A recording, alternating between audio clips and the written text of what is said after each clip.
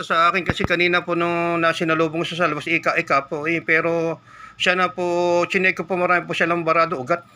Siya na po magsasabi ko ano yung mga problema niya, kung ano nangyari sa pagte-therapy ko sa kanya. Sige, sabihin mo bata. Sakit yung paa ko, saka yung good. Ngayon okay na.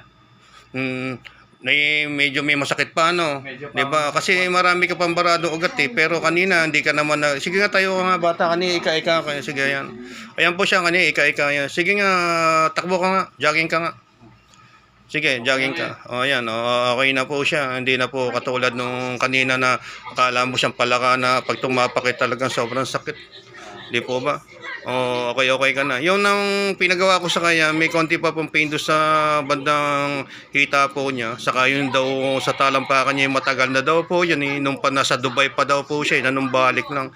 Sabi ko sa kanya, hot pack na lang niya. Saka sabi ko po sa kanya, pasmado din po pala siya. Yung katawan niya pawisin, buong katawan niya. Sabi ko sa kanya, ibabad siya sa dagat o kaya ibabad niya sa asin para wala yung pagkapasma niya sa katawan niya. Bata pa po nito.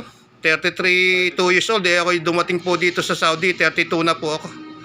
O paano bata, okay ka na? God bless po. Sige po. Thank you.